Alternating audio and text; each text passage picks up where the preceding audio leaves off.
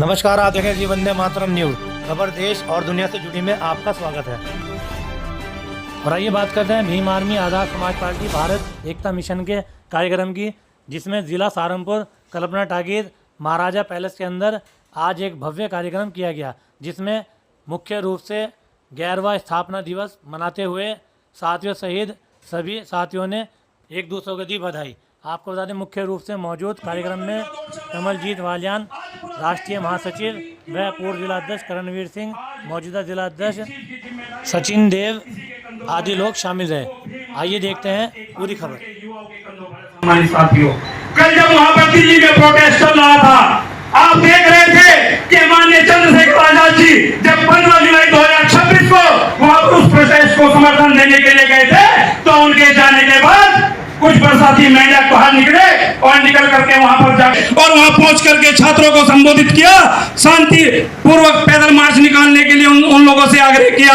और जब शांति पूर्वक पैदल मार्च निकलने लगा तो सम्मानित साथियों, लगातार वो व्यवस्था मजबूती की ओर बढ़ रही थी। भाई चंद्रशेखर आजाद जी को लोग वे नेता मान करके आगे बढ़ रहे थे। कुछ बरसाती मेंढक वहां पर बीच में गए और जैसे ही वो बीच में गए उस प्रोटेस्ट को लठियाने का काम किया, भंजवाने का काम किया। और जब छात्रों पर लाठी बज रही थी, ना तो वहां कोई कांग्रेसी दिखाई दिया, ना कोई वहां पर समाजवादी राजनीति करते हैं। जो लोग पिछड़ों के ऊपर राजनीति करते हैं, जो लोग अल्पसंख्यकों के ऊपर राजनीति करते हैं, मेरे सम्मानित प्यारे भाइयों, वे केवल और केवल आप लोगों का वोट हथियाने के लिए आपके ऊपर मरहम लगाने हुए।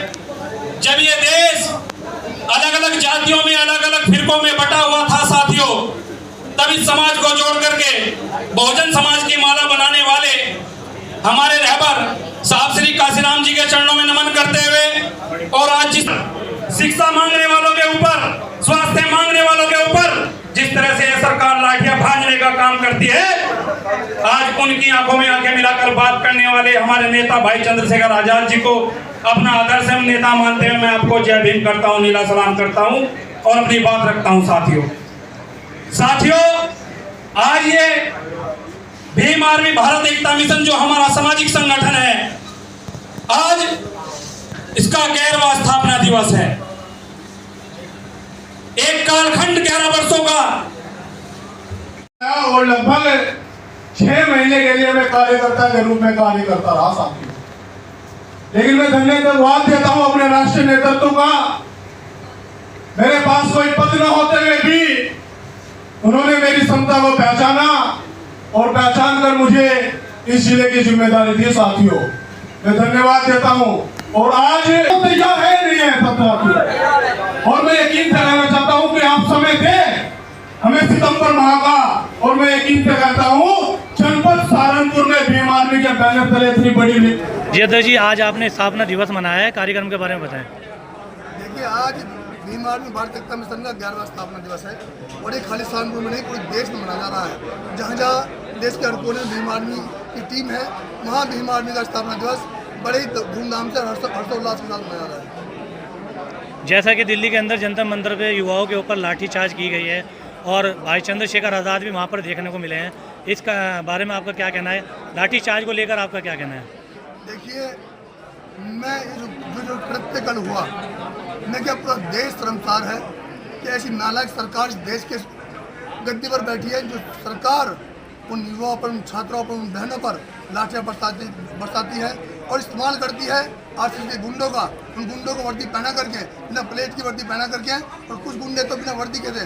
साथियों, ये ठीक नहीं है, लेकिन मुझे गर्व भी है कि मैं ऐसे नेता के साथ काम कर रहा हूँ। तो नेता बिना डरे, बिना झुके और बिना रुके कल उन देश के भविष्यों के साथ था, कल उन देश के छात्रों के साथ था, जो लाखों छात्र जंतर मंतर के दिल्ली जंतर मंतर पर आंदोलन कर रहे थे, और उनका संरक्षण हमारे नेता एडवोकेट चंद्रशेखर आजाद ने किया।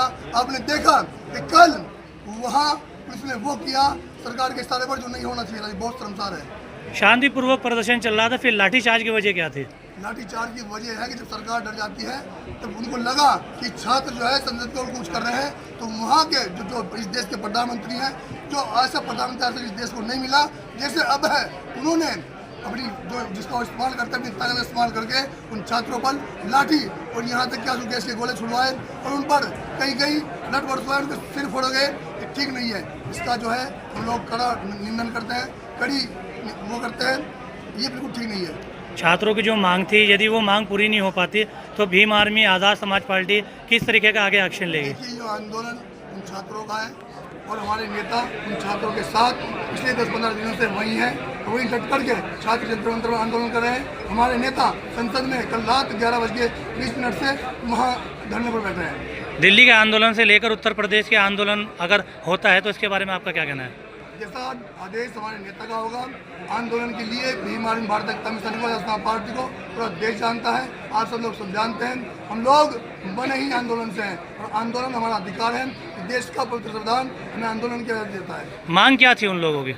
मांग उन लोगों की, वो जो भ्रष्ट शिक्षा मंत्री है उसका इस्तीफा, वहाँ जो न्यायपूर्ण जो लोग चाहते हैं उसका इस्तीफा हो। आप देखिए, इस्तीफा तो बहुत दूर की बात है, एक बात करने का जरिया होता है, एक प्रतिनिधि बंटन होता है सरकार का, जो उनसे आगे मिलना बहुत दूर की बात है। उन पर लाठियाँ बरसाई जाती है, उनको धमकाया जाता है, उनको वहाँ से उठाया जाता है और एक देश के प्रतिष्ठित साइंटिस्ट उनको उस तरह ले आया जाता है, इसे एक मुर्दे को ले आया जाता है। ये बहुत निंदनीय है, इसकी हम लोग कड़ी निंदा करते हैं। आज 11वां स्थापना दिवस मनाया गया, क्या कहना चाहेंगे पार्टी के प्रेमियों को?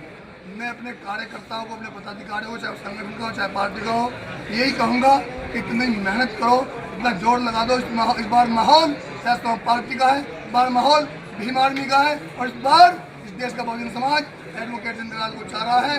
और हम लोगों ने अगर मेहनत की और हमें पूरा विश्वास है अपने कार्यकर्ता पर, अपने पदाधिकारी पर, हमारे कार्यकर्ता पर मेहनत करेंगे और 2027 में राष्ट्रीय पार्टी के रूप में यहाँ उत्तर प्रदेश में स्थापित होंगे।